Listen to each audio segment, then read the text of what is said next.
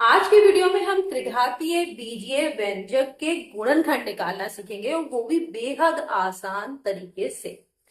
तो सबसे पहले हम ये जानेंगे कि त्रिघातीय बीजीय व्यंजक होते क्या है। तो त्रिघातीय बीजीय व्यंजक की स्टैंडर्ड फॉर्म ये लिखी हुई है x cube plus b x square plus c x plus d. ये इसी रूप के हैं, ये वाला भी आप सवाल देख रहे हैं और ये वाला भी। तो इसमें क्या होता है कि त्रिघातीय बीजीय व्यंजक में जो ये एक्स क्यूब का गुणांक ए है ये जीरो नहीं होना चाहिए। बाकी कोई भी टर्म मिसिंग हो तो चलेगा, लेकिन ए का मान जीरो नहीं होना चाहिए। तो ये होता है त्रिघातीय बीजीय व्यंजक। तो चलिए, आपको दोनों ही इस फॉर्म में दिए हैं, स्टैंडर्ड फॉर्म में, पहला वाले सवाल में भी और दूसरे वाले सवाल में भी। तो अब हमें करना क्या है, कैसे हम इस त्रिघातीय बीजीय व्यंजक के गुणनखंड करें। तो इससे पहले वाले कुछ आपने वीडियोस देखे होंगे जिसमें कि मैंने द्विघातीय बीजीय व्यंजक के जो गुणनखंड है उन्हें बेहद आसान तरीके से शॉर्ट ट्रिक के द्वारा बताया था। और दूसरा, आपने बीजीय व्यंजकों का भाग ये वाला वीडियो भी देखा होगा। दोनों ही वीडियो में हम लोगों ने ट्रिक का इस्तेमाल किया है, यानी बहुत ही आसान तरीके से कम समय में इन्हें किया है। तो वो दोनों ही ट्रिक हम यहाँ पर यूज करने वाले हैं। अगर आपने वीडियो नहीं देखा हो तो जरूर देख लीजिएगा, और उन दोनों वीडियो का लिंक मैं आपको भेज दूंगी, डिस्क्रिप्शन बॉक्स में दे दूंगी। तो आप यहाँ पर करना क्या है, तो सबसे पहले हम 3 स्टेप में इसे करेंगे। सबसे पहला स्टेप 1। स्टेप 1 में हमें क्या करना है, एक्स की वैल्यू कुछ भी आप मन में सोचिए।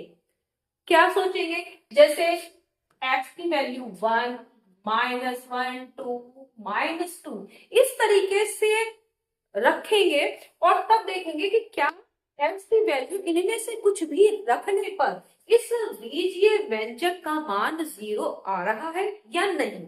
तो चलिए हम पहले x इज इक्वल टू 1 रख के देखते हैं। एक बात यहाँ पर और देख लीजिए, अगर सब कुछ प्लस में है, जैसे यहाँ पर भी प्लस होता, यहाँ भी प्लस होता, तब केवल माइनस की वैल्यू रखने पर ही इस त्रिघातीय बीजीय व्यंजक की वैल्यू 0 आती। तो ये सब दिमाग में आप पहले से रखेंगे। तो अब x इज इक्वल टू 1 रखेंगे। आप ओरल भी कर सकते हैं, लेकिन मैं यहाँ पर आपको करके दिखा रही हूँ। तो x -1 इज इक्वल टू 0 अगर है तो x का मान क्या हो गया, 1।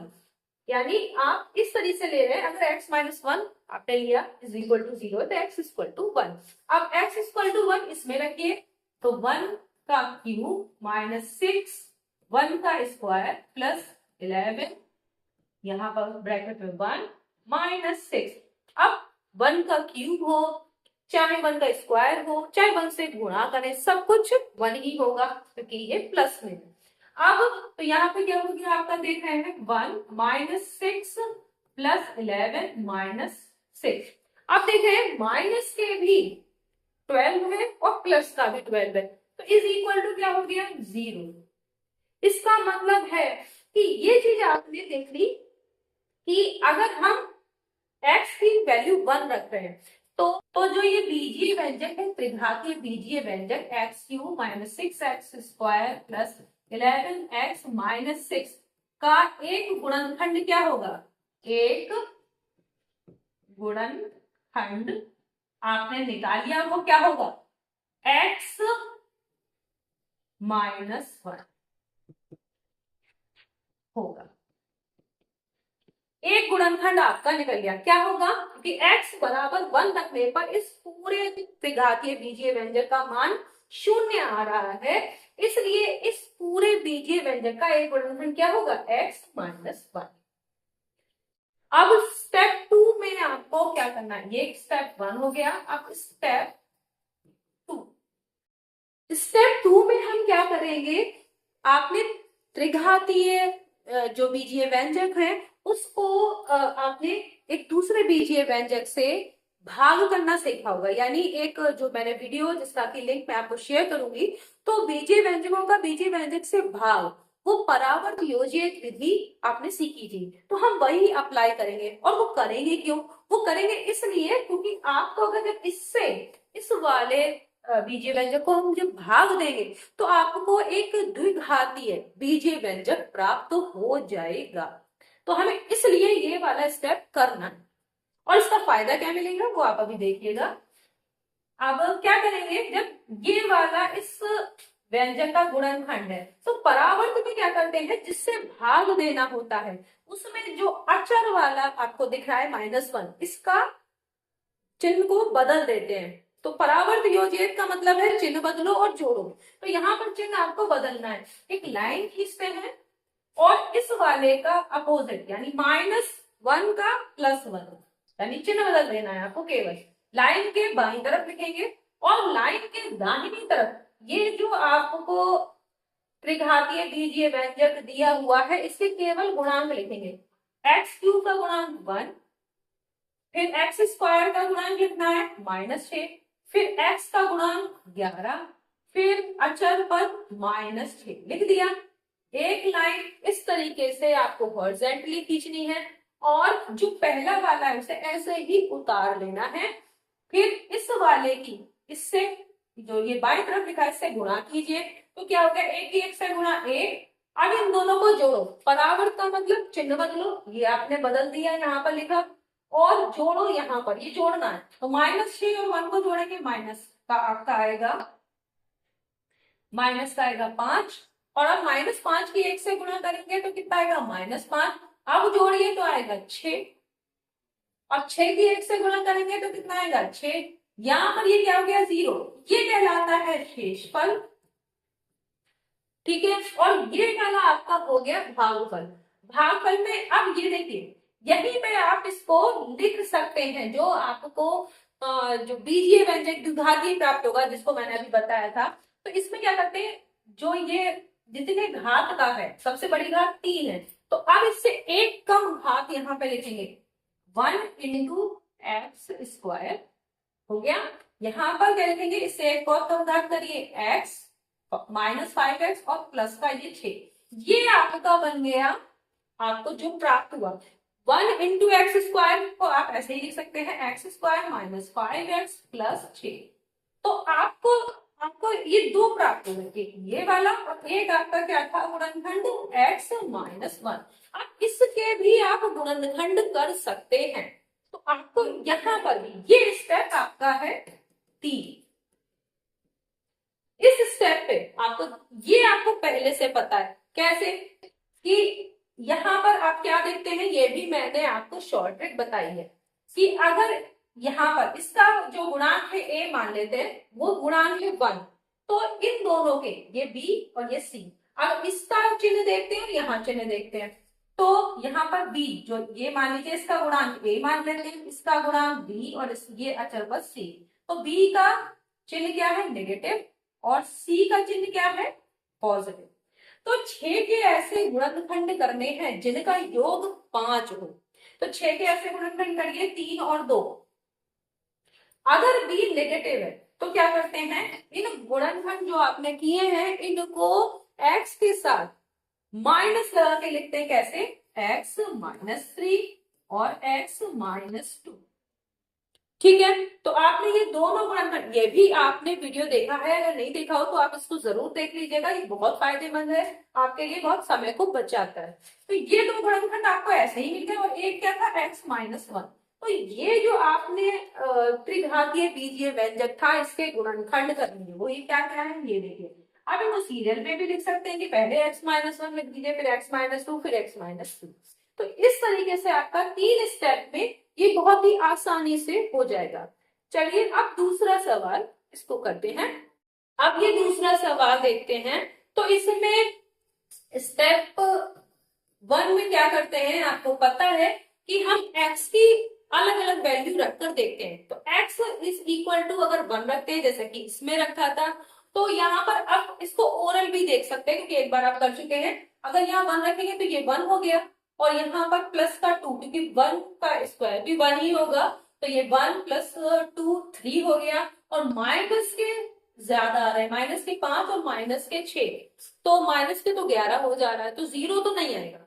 तो फिर x = 1 से आपका 0 नहीं होना है, तो x इज इक्वल टू -1 रखिए, यानी x plus 1 is equal to 0, तो x बराबर क्या हो गया -1। अब हम -1 रखेंगे, तो अगर -1 रखेंगे तो x का क्यूब यानी -1 का क्यूब करेंगे +2, यानी x की जगह पे आप -1 रख रहे हैं, -1 का स्क्वायर -5 -1 -6 हो गया।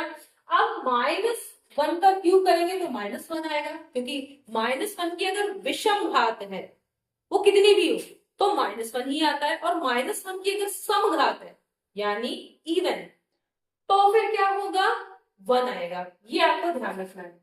प्लस तो यहाँ 1 आएगा तो केवल 2 हो जाएगा, माइनस और माइनस को मल्टीप्लाई करेंगे तो आपका प्लस हो जाएगा, तो यहाँ प्लस के 5 आएंगे और माइनस के 6।